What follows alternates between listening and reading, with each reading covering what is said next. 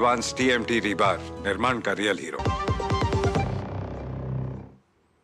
तो जाहिर तौर पर मुक्केबाजी में बड़े नाम अगर करें तो उनको कहीं ना कहीं निखत जरीन का बड़ा नाम आता है, लवलीना बोरगोहेन का आता है, अमित पंघाल का आता है, निशान देव का आता है। ये वो नाम है जिनसे इस बार पदक की उम्मीद रहेगी। और अब सीधे चलते हैं न्यूज रूम, जहां पे हमारे संवाददाता मुकेश शुक्ला जो हैं वो हमारे साथ जुड़ चुके हैं। मुकेश, जाहिर तौर पर हर बार ओलंपिक में बॉक्सिंग एक ऐसा खेल है जहां पर हमेशा पदक की उम्मीद जो है वो हर बार सजती है, लेकिन इस बार एक माइनस पॉइंट ये जरूर रहा है कि इस बार खिलाड़ी जो हैं वो केवल 6 हैं, बल्कि हर बार हम ज्यादा से ज्यादा कोटा हासिल करते थे, लेकिन इस बार इसकी संख्या कम है। लेकिन क्या आपको लगता है कि ये जो 6 खिलाड़ी हैं इनमें कितनी कैपेबिलिटी है पदक लाने की और पदक के रंग को बदलने की?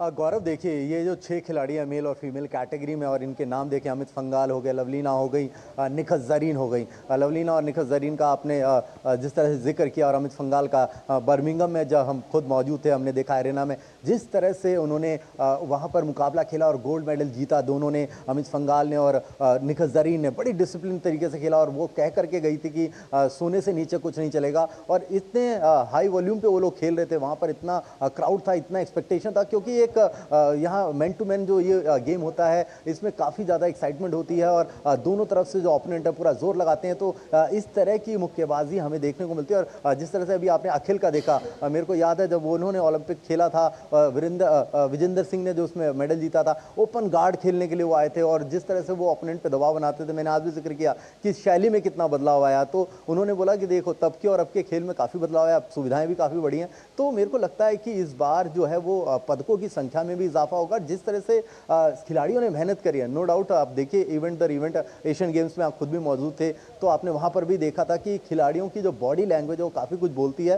एक्सपेक्टेशन है, उम्मीदें हैं, काफ़ी कुछ आएगा, रंग जरूर बदलेगा। लवलीना चाहेंगी कि ब्रॉन्ज से गोल्ड तक का सफर तय करें, वहीं निखत भी खाता खोलना चाहेंगी। अमित पंघाल बड़े डिसिप्लिन है। मैं उनके बारे में कुछ अगर बातें बताऊं, क्योंकि मैं उनको काफ़ी क्लोज से वहाँ देखता था, जिस तरह से प्रैक्टिस करते हैं, 9-8 बज जाए उसके बाद उनका फ़ोन बंद हो जाता है। इवन फ़ोन वो रखते ही नहीं है, उनकी प्रैक्टिस में वो बड़े ज़्यादा एक्यूरेट रहते हैं। उनका पंच टाइम है, बिल्कुल सुबह उठ करके जैसे मोहम्मद अली साहब बॉक्सिंग क्या करते थे कि रात रात में कर लो, उसके बाद सो जाओ, ओपोनेंट को पता ही ना लगे कि आपकी ट्रेनिंग किस तरह से हुई है। तो ये उस तरह के मुक्केबाज है जिन्होंने अपने खेल से, डिसिप्लिन से सभी का दिल जीता और समय समय पर पदक जीता। खेल जिस तरह से इस बार आगे बढ़ रहा है, इस बार उम्मीदें हैं कि दहाई का आंकड़ा पार होगा, क्योंकि हमने एशियन गेम्स में करके दिखाया, पैरा गेम्स में करके दिखाया, इस बार ओलंपिक में भी इसी तरह का प्रदर्शन देखने को मिल सकता है। मुकेश, जाहिर तौर पर आपने जिस तरह से तीनों खिलाड़ियों की बात की, और कहीं ना कहीं जो बड़ी बात निकल करके सामने आती है कि ओलंपिक जब जैसा जो मंच होता है उसमें हम जानते हैं कि विश्व स्तर के चुनिंदा मुक्केबाज जो होते हैं वो सामने होते हैं, और कहीं ना कहीं क्यूबा के जो बॉक्सर्स हैं वो एक बड़ी चुनौती के रूप में सामने होते हैं। तो क्या कुछ एक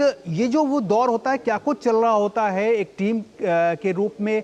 क्योंकि जो खिलाड़ी हैं, क्या वो जो पहले ओलंपिक खेल चुके हैं उन खिलाड़ियों से कुछ टिप्स लेते हैं, या क्या कुछ रहता है? क्योंकि आपने बहुत क्लोजली जो है वो गेम्स को कवर किया है, तो ऐसे माहौल के बीच में किस तरह से पिछले रिकॉर्ड से बेहतर निकलना है और नया रिकॉर्ड जो कायम करना है, इस सब के बीच में किस तरह की केमिस्ट्री बैठाते हैं खिलाड़ी?